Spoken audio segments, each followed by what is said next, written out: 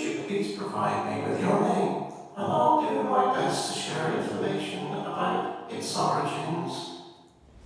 Is that Lord Byron's daughter? Lady Lovelace? Yeah. My name is Tom Marshman. I'm the facilitator of the adult company at the Bristol Old Vic.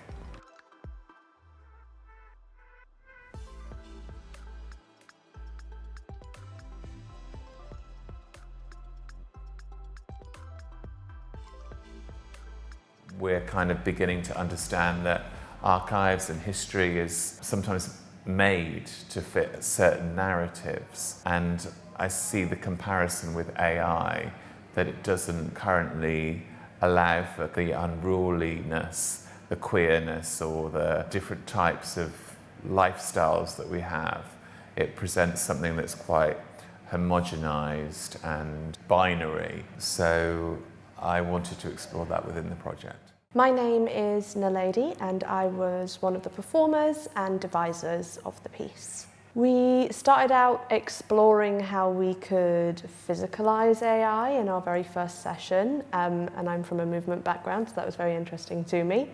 And then we looked at how we could actually use AI and interact with AI to tell our own personal stories and the stories of our names. So they made these beautiful small vignette performances about what the story of their name is, and they spoke so much about, you know, their lived experience as different types of diverse people that had this whole wealth of experience, and then we began to feed them into the AI, so ChatGPT or Snapchat.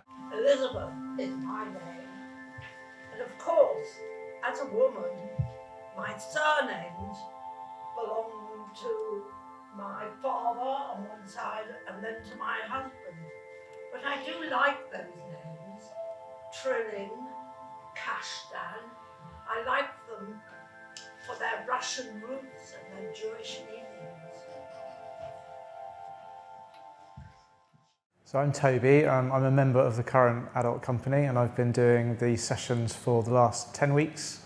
What AI does, I mean, AI is dispassionate, it potentially has quite a generic response for what you're giving to it. I think we all found it frustrating because we were getting the same answers back, but the whole point of AI is that it's supposed to learn. My name's Sally, and in the piece I played Ada Lovelace. So because we did have quite a diverse group, obviously the information that we would be inputting into AI would be very different from the upper class white man who might be creating AI language models. So for us to be able to have a small voice and input our experiences into AI will hopefully change it to make it more well-rounded for everyone else using it. I left this world unrecognized by those with whom I shared my time. My genius was as if it hadn't been. For a century, my legacy laid in wait. So my name is Fidelma O'Neill, and I was a member of the adult company. I really liked the way that it was brought together with the way that AI was created through the microphone. I wanted to sort of like find a way that we could perform the AI that felt aligned to this kind of bot behavior. It's being kind of adaptable and transformable. So I started to work with the voice transformer. The voice is so connected to one's humanity, and it was something that we could easily play with a microphone and a very simple piece of kit. As a machine learning model created by OpenAI, I don't have personal beliefs, feelings, or consciousness. It was very interesting to witness everybody's reactions to the AI and everybody's different perspectives from their different backgrounds across different ages. People were giving examples of how they used AI. Like one girl had told everyone that she'd inputted her love life history into AI, and then she'd asked it to write her a letter about her love life from the perspective of Carl Jung, which I thought was a really inventive use of AI. Is something I would never have thought to do myself. I definitely do see its uses in ways I didn't before. I really enjoyed being different with people with different ages and different experiences. And I remember Ellie saying that she got ChatGPT to answer her emails at work. I couldn't actually believe that. And I remember thinking, oh my God, it made me realise how addictive it was, and also how it could become like a friend. My name's Justin Knapp, and my role was the spoken AI. I don't think I really understood prior to the involvement with the project how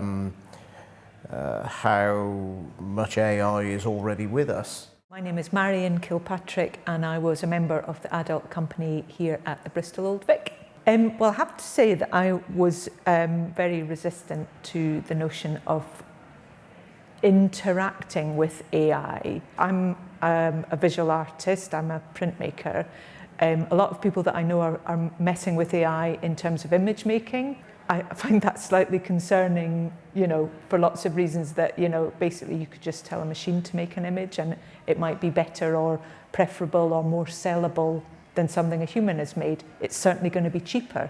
We're interacting with science and maths and technology all the time. You know, a lot of parts of our life are dependent on it in our phone. Marion can nurture relationships by connecting to others, sharing experiences and offering support.